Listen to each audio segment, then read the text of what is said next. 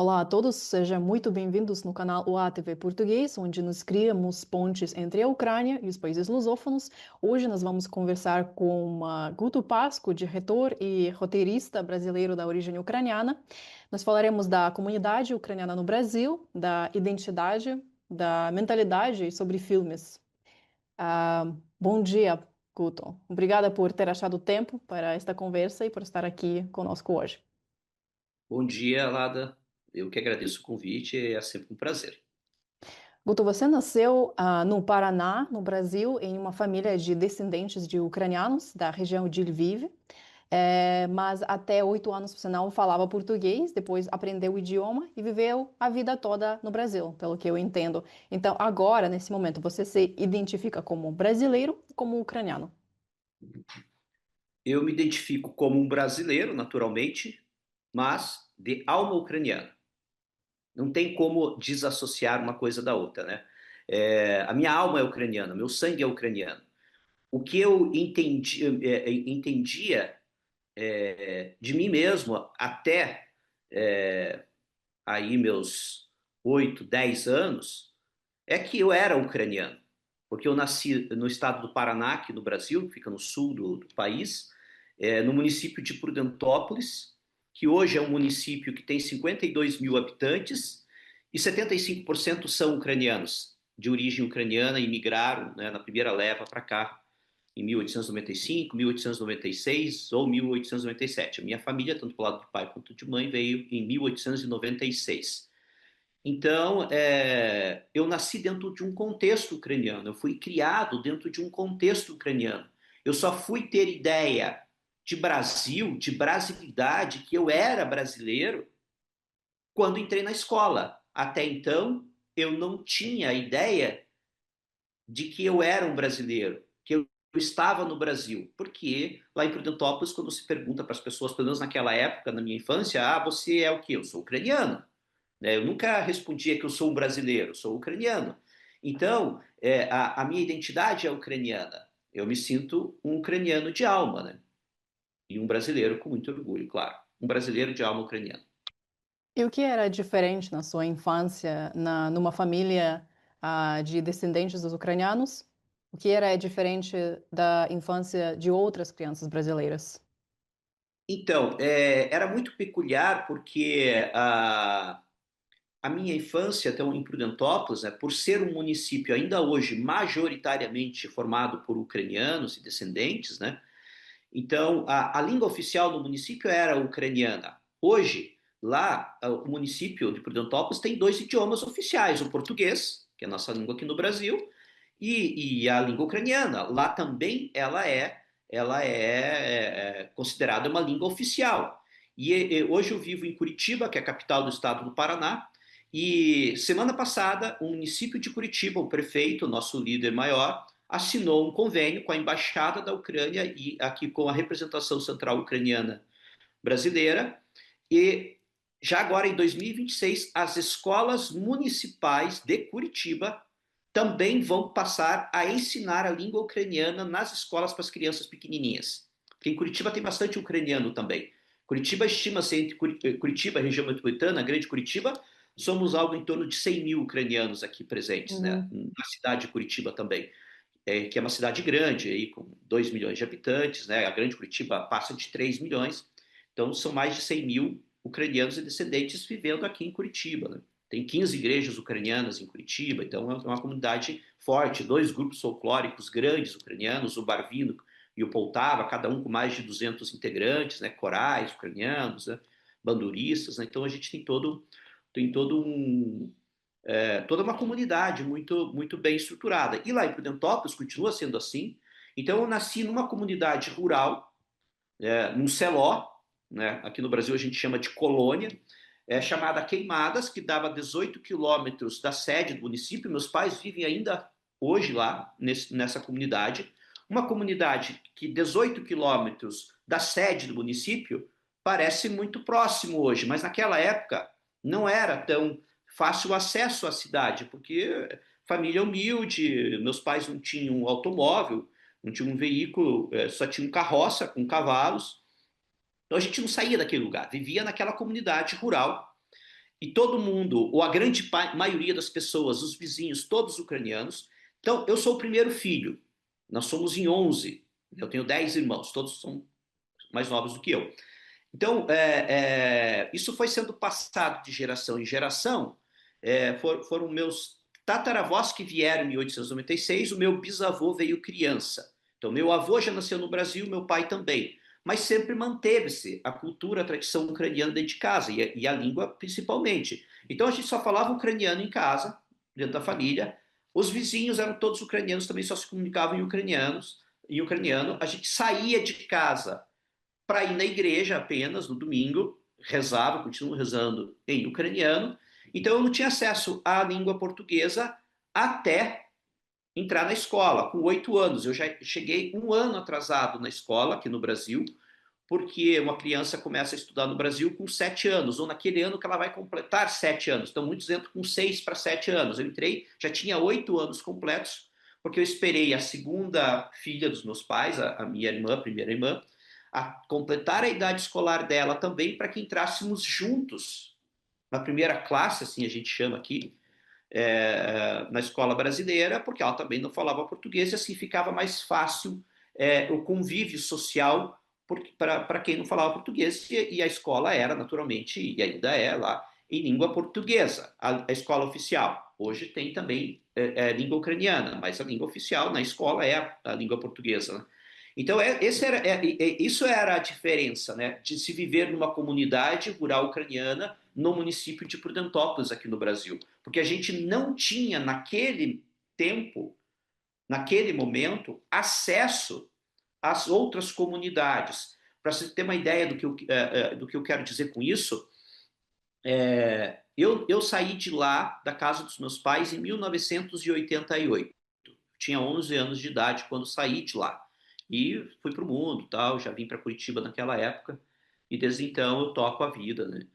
E eu saí da casa dos meus pais em 1988, e a energia elétrica na casa dos meus pais chegou só um ano depois, em 1989. Então isso explica muita coisa. Então eu tive uma infância sem energia elétrica. Os meus irmãos mais novos já têm uma outra realidade. Nessa mesma casa onde eu nasci, onde meus pais ainda vivem, não é só energia elétrica que tem hoje. Todos estão conectados com o mundo através da internet. Todos têm lá seu smartphone, né? Todos estão conectados, né, com o mundo, né? Então é uma outra realidade, é um novo tempo. Então essa era a diferença naquela época. E você já visitou a Ucrânia? Você conversou com os ucranianos que moram aqui e também ah, desenvolveu também essa parte brasileira de você, mas que associações, talvez sensações, desperta a palavra Ucrânia em você agora? A Ucrânia desperta para mim a sensação de pertencimento. Essa é a melhor definição. Eu me sinto parte da Ucrânia. Eu me sinto parte etnicamente. Eu me sinto parte culturalmente. Eu sou o que sou como reflexo disso, dessa educação, dessa criação, dessa formação dentro de um universo ucraniano, dentro de um contexto ucraniano.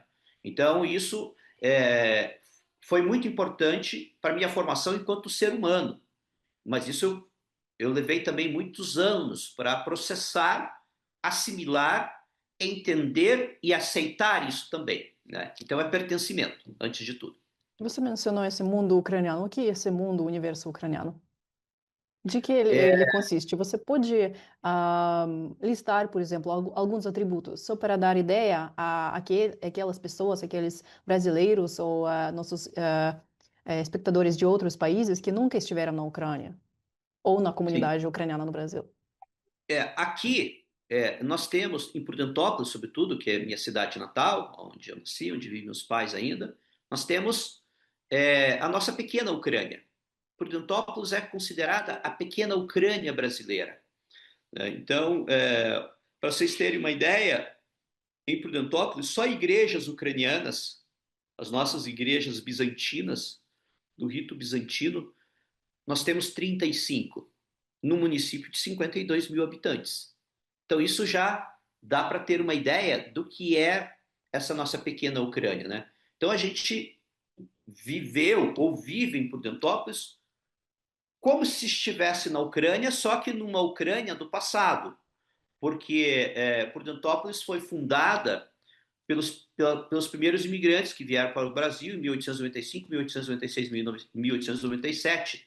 Então, o que a gente preserva de identidade ucraniana, cultural, seja ela religiosa, seja ela a língua que nós falamos aqui ucraniana é uma língua também já de um século atrás, ou mais de um século atrás, poderíamos dizer que é uma língua arcaica, né? Nativa ainda, porque agora, naturalmente, o idioma na Ucrânia se modernizou, se atualizou. Isso acontece com as línguas. A própria língua portuguesa passou por uma atualização recente, né? Uma unificação com todos os países de língua portuguesa, né? Então, isso naturalmente com a língua ucraniana também acontece, né? Então, o ucraniano, por exemplo, eu falo ucraniano, mas eu falo ucraniano que eu aprendi aqui em casa e no dia a dia de Prudentópolis de 100 anos atrás. Então, agora que de um tempo para cá que eu comecei a atualizar, fazer aulas de língua ucraniana. Inclusive, hoje a internet possibilita isso. Com a Universidade Politécnica de Lviv, eu tenho feito sempre que consigo na agenda adaptar espaço, faço o curso de língua ucraniana que eles têm lá, desde a pandemia, agora eles têm também a opção online. Aqui no Brasil nós temos cursos de língua ucraniana, inclusive aqui tem na região de Prudentópolis, que a gente chama região centro-sul do estado do Paraná, tem um município vizinho chamado Irati, tem uma universidade estadual lá importante chamada Unicentro, Universidade do Centro-Sul aqui do estado, e agora está andando um projeto para termos o primeiro curso de língua ucraniana, curso de letras português-ucraniano, oficial reconhecido pelo Ministério da Educação do Brasil. O que vai ser muito interessante, um avanço importante para que a gente atualize o idioma e que mais pessoas se interessem em aprender o idioma. Nessa universidade existe uma coisa chamada Núcleo de Estudos Eslavos, que estuda não só Uhum. os ucranianos, mas os poloneses, que também estão ali vivendo nesse entorno. São vários municípios onde a imigração eslava é muito presente, e eles estudam a imigração ucraniana eslava nessa universidade já há muito tempo, e esse núcleo, em parceria com a representação central ucraniana brasileira, já há 5 anos tem um curso de língua ucraniana online também, que é muito interessante. Muitas pessoas têm feito essa opção de estudar hoje o ucraniano de forma online. Então, a tecnologia também nos Muito favorece nesse legal. sentido, né? Então, qualquer pessoa do Brasil pode aprender ucraniano online. Pode. Hoje, Muito qualquer legal pessoa isso. pode aprender ucraniano. Pode aprender ucraniano. E existem pessoas que não são da comunidade ucraniana que estão aprendendo, né? Temos um professor nessa universidade, que chama-se Clodo Gil, que aprendeu a falar ucraniano. E hoje ele é fluente em ucraniano, né? É muito interessante. É muito bom ouvir isso, que Isso, tem então interesse no Brasil pela nossa língua. exato. Então, hoje no Brasil é isso, a gente tem essas possibilidades. Nós temos 25 grupos folclóricos ucranianos no Brasil. 25. Acabou de ter um festival internacional de dança folclórica aqui no município de Malé, que é um município que tem 13 mil habitantes, metade são ucranianos e metade são poloneses. Então teve um grande festival. Todo ano um festival acontece em alguma cidade diferente aqui do Brasil, onde tem comunidades ucranianas, né? Então a Pesanka, né, que aqui no estado do Paraná, ela se tornou um símbolo do nosso estado. E é uma arte milenar nossa ucraniana, mas ela hoje representa o estado do Paraná.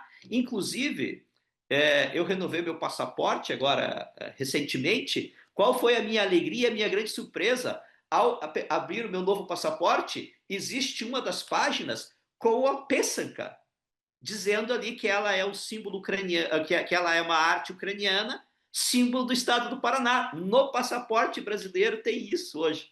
Isso É também incrível. reflete essa cultura multicultural do Exato. Brasil, que absorve tudo. nessa Exato. mescla muito interessante. Mas além do idioma, tem algumas diferenças que você notou entre os ucranianos que moram no Brasil e entre os ucranianos que moram na Ucrânia? Ah, sim. Há diferenças e há semelhanças. Aí a gente tem que separar, eu acho sim, por... Eu já estive 5 vezes na Ucrânia e tive a oportunidade de viajar bastante pela Ucrânia, em muitas províncias, em diversas cidades, né? Então, consegui ter uma boa noção do que é a Ucrânia. E a comparação com a nossa Ucrânia aqui e a Ucrânia real aí de vocês. Eu acho que quando a gente está em Kiev, há muitas diferenças. Eu acho que quem viaja somente para Kiev não vai conhecer a Ucrânia real. Vai conhecer uma capital europeia, uma metrópole cosmopolita, como qualquer outra grande metrópole europeia, seja Paris, Roma, Londres. Tem que realmente viajar pela Ucrânia, pelo interior da Ucrânia. Então, aí em Kiev, até mesmo porque fala-se muito russo, talvez agora a situação da guerra isso esteja mudando um pouco, mas aí eu desconheço isso. Então, fala-se muito russo, então essa foi a primeira percepção assim, que eu tive. Mas quando a gente vai para a região de Lviv, Ternópil, Ivano-Frankivsk, quando a gente vai para a região toda ali da Haletchiná, da Galícia, aí há muitas semelhanças. Porque a Ucrânia que a gente preserva aqui, os ucranianos, na sua quase totalidade, que imigraram para o Brasil, vieram da Haletchiná. A minha própria família veio dessa região. Veio a família Pasco, veio Brody, Uhum, que está na província, né, de Lviv. A família Ternovsky, que a gente chama Ternovsky, mas é Tarnauska, aí na Ucrânia, da minha mãe, vieram de Zolotyn. Também aí estão muito próximas, né? Brody e Zolotyn estão muito próximas. As duas províncias, os dois municípios, as duas cidades na província de Lviv. A aldeia, o Seló dos antepassados da minha mãe, é Squariava, em Zolotyn, e o Seló dos Pasco, ou dos Pashko, como falam na Ucrânia, em Brody, chama-se Iasenil, ou Iasenil, Iasenil, uhum. que fica ali na rodovia, para quem tá indo ali Eu de digo Zolotyn. Yasenil. Iasenil, essa é a pronúncia correta. Então, quando a gente circula por ali, pelas aldeias, né, ali pelos Selós, eu vejo muita semelhança, mesmo 120 anos depois, 130 anos depois, com o interior aqui de Prudentópolis, das colônias rurais de Prudentópolis. Eu acho que a vida no campo, na área rural, ela, mesmo mais de um século depois, ela permanece muito parecida. A língua é muito parecida. Então eu me sinto com o meu ucraniano meio arcaico muito mais à vontade quando estou na região da Haletiná, porque eu sou muito mais compreendido. Na verdade, todo mundo me entende na Ucrânia. Mesmo com o meu ucraniano talvez um pouco arcaico, não é uma língua literal ucraniana, o meu vocabulário, eu acredito que ele é um pouco desatualizado, mas eu consigo me comunicar e todo mundo entende o que eu estou falando. Né? Então, são essas as semelhanças e as diferenças. Não sei se eu conseguir contemplar a sua pergunta. Sim. Quanto ao idioma em Kiev, nós temos agora muitas pessoas deslocadas do leste da Ucrânia, então realmente sim, tem muitas pessoas que falam russo, porque nas cidades grandes de Donetsk, Luhansk, de Odessa, por exemplo, também muitas pessoas falam russo, mas também tem muitas pessoas que falam ucraniano em Kiev, eu falo ucraniano, por exemplo, e todos convivem. Temos também muita diversidade regional na Ucrânia. Também somos diversos, mas de uma maneira diferente do Brasil. E falando da sua filmografia, você tem filmes de ficção, você tem documentários, tem filmes sobre brasileiros, sobre ucranianos, curtas, longas metragens, séries, mas os seus filmes sobre ucranianos, o que foi o ponto de partida para eles? Algum evento, alguma ideia, pessoa? Poderia contar um pouco sobre isso? Sim. Eu tenho uma produtora de cinema aqui no Brasil, trabalho como diretor de cinema há 24 anos já. A GP7 Cinema, que é a produtora de cinema que eu tenho aqui, cinema e televisão, foi fundada em 2001. Mas eu comecei como ator, eu também sou ator, eu comecei a minha carreira artística como ator. Continuo atuando como ator, mas muito pouco, porque o dia a dia como produtor e diretor me exige um tempo que eu não consigo dispor para o guto ator, né? Então, faço participações pontuais como ator. Então, essa resposta começa com o guto ator, na verdade, né? E enquanto produtor e diretor de cinema, enquanto produtor, eu nesse momento estou, acho que podemos falar mais na sequência, né, sobre isso, produzindo um novo filme, que é a obra 66 que eu estou produzindo, entre filmes, séries, minisséries, telefilmes, ficção ou documentários. E entre essas 66 obras que eu produzi até aqui, tem essas cinco que abordam a nossa questão ucraniana, a nossa história ucraniana, da imigração aqui no Brasil, direta ou indiretamente. E aí, o primeiro deles chama-se Made in Ucrânia, que eu produzi e dirigi em 2005 ainda. Então, logo no início da minha trajetória como diretor, logo no início da minha trajetória enquanto produtor, que começou em 2001. Então, em 2005, eu produzi o Made in Ucrânia, tem um subtítulo chamado Os Ucranianos no Paraná, um documentário de longa-metragem com a história da imigração ucraniana no Brasil. Até então, a gente não tinha nenhum filme que retratasse por completo a história da imigração ucraniana no Brasil. Tínhamos já sim obras que tratavam de certas questões ucranianas ou de certas pessoas conectadas com a Ucrânia. Tem um cineasta aqui no Paraná chamado Beto Carminati, em 1999, ele produziu um documentário chamado Madre, que é sobre uma madre, sobre uma freira, sobre uma religiosa ucraniana, que veio em 1911 para o Brasil para ajudar os padres que tinham chegado logo no início da, da imigração, e ele produziu um documentário com essa chama-se Madre Anatólia, Tecla Bodnar. Vieram 7 freiras em 1911, três foram para o estado de Santa Catarina, onde tem uma comunidade ucraniana forte também, e 4 para o estado do Paraná, e ela foi deslocada para Prudentópolis. E ela desenvolveu um trabalho muito importante em Prudentópolis, naturalmente na área educacional, fundou o primeiro colégio lá das freiras, em Prudentópolis, que existe até hoje, Imaculada.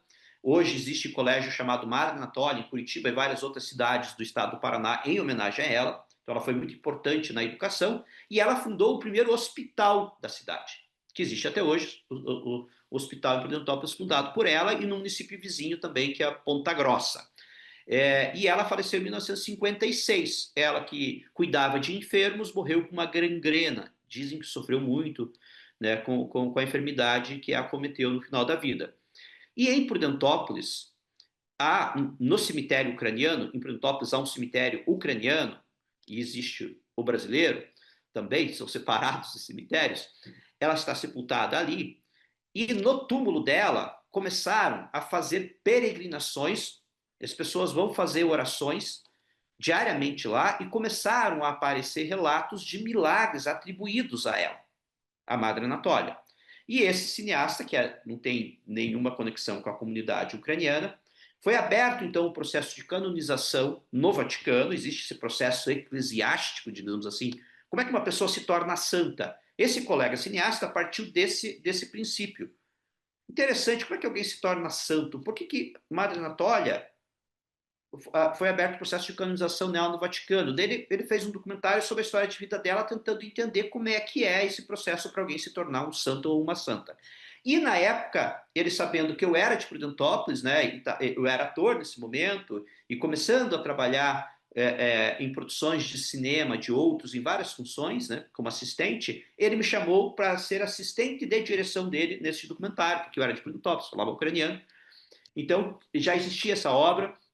Nós temos uma grande poetisa aqui no estado do Paraná, chamada Helena Colodi, que nasceu já no Brasil, num município chamado Cruz Machado, e os pais dela eram ucranianos. Então ela é uma grande poeta, é, escreveu, tem livros dela, traduziu poesias na Ucrânia, em ucraniano, ela escrevia nos dois idiomas. E também há um documentário, eu já vi um documentário de uma realizadora aqui chamada Josina Mello, que fez um documentário sobre a história de vida da Helena Kolodí, dessa poetisa que tinha origem ucraniana também. Mas não tinha até então nenhum documentário que retratasse a história por completo da imigração ucraniana. Eu mesmo, na minha infância, assim comecei a entender que eu estava no Brasil, eu tinha certa dificuldade para entender a história da imigração ucraniana como um todo no Brasil e entender a própria história da minha família, porque nós tivemos três levas de imigrantes ucranianos para o Brasil. A primeira grande leva, 1895, 1896 e 1897.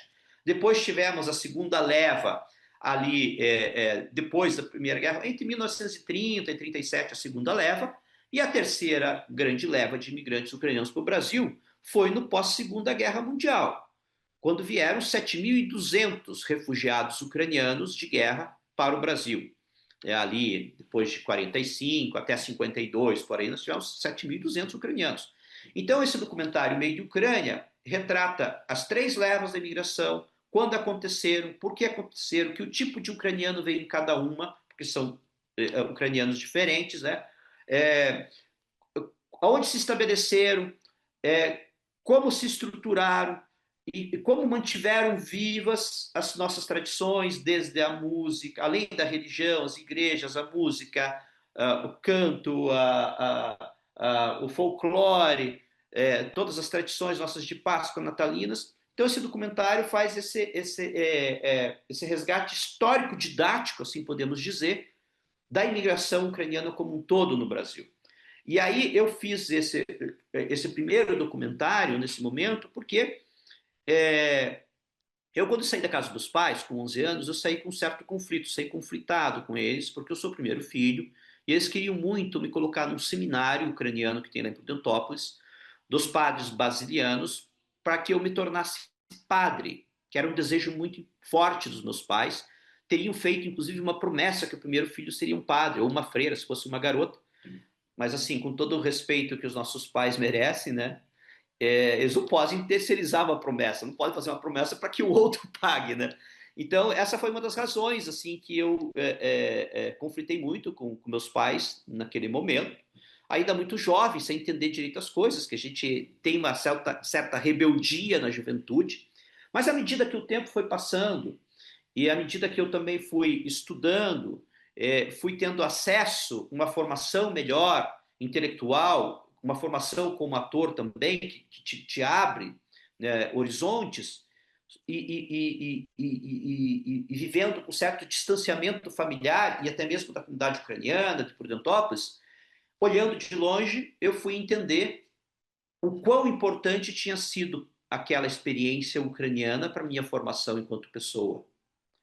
Aí eu passei a entender que eu sou um privilegiado, que até meus 11 anos, 12 anos de idade, que eu vivi nesse contexto, desse universo ucraniano preservado em Prudentópolis até aquele momento de um século atrás, e depois caí nesse mundo globalizado, contemporâneo, numa grande cidade brasileira, e ter tido a oportunidade de comparar essas duas realidades e conviver com elas, me fez entender que eu era um privilegiado e que eu precisava, sim, enquanto integrante, me aceitei como tal, passei então a militar, né, em prol da nossa causa, porque eu tive o entendimento que se eu, enquanto integrante da comunidade ucraniana brasileira, não fizesse filmes que retratassem a nossa história ucraniana, será que algum outro cineasta brasileiro ia ter interesse nisso? Provavelmente não. Uhum. Então eu assumi, chamei essa responsabilidade para mim, porque era uma forma, eu entendi, nesse momento, de contribuir, de dar a minha contribuição para a nossa história, para a nossa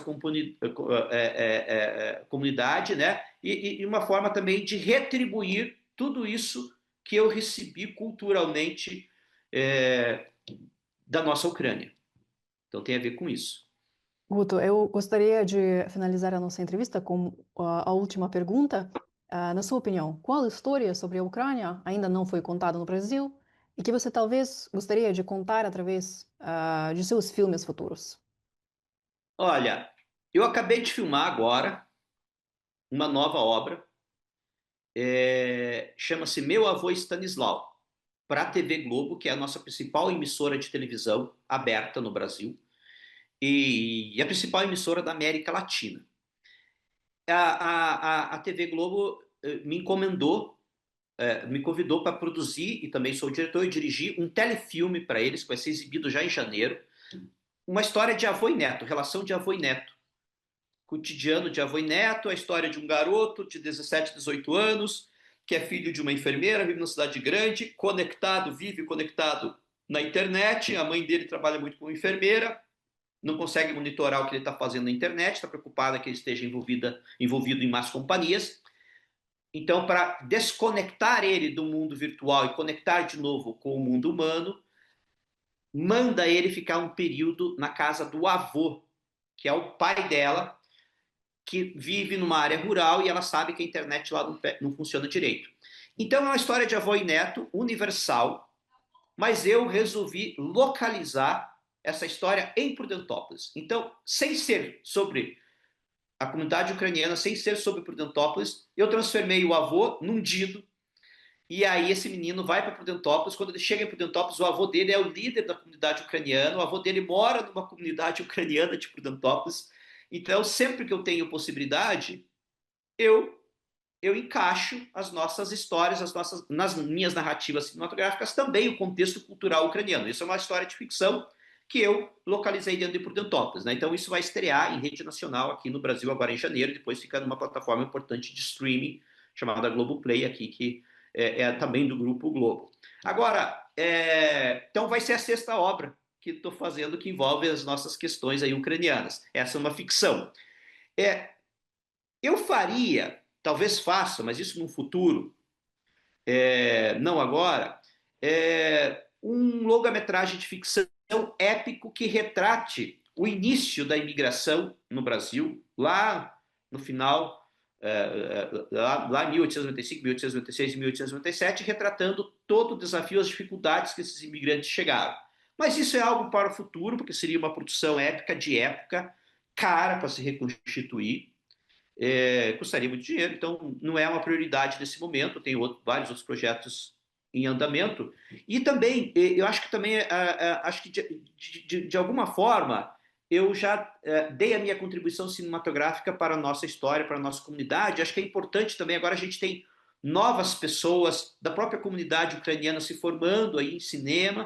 Eu acho que também preciso agora também colocar o olhar deles, contarem a nossa história também do ponto de vista deles. Eu acho que isso também vai ser importante para nós. Sim, concordo. Tem muitas equipes aqui agora na Ucrânia que produzem filmes. Dentro da Ucrânia tem muitos artistas jovens, talentosos, que criam filmes e alguns desses filmes até foram exibidos no Brasil, graças à nossa embaixada. Mas eu espero que no futuro próximo apareçam mais filmes para os brasileiros e outros falantes de português conhecerem a Ucrânia através desse meio. Muito obrigada pela conversa, Guto.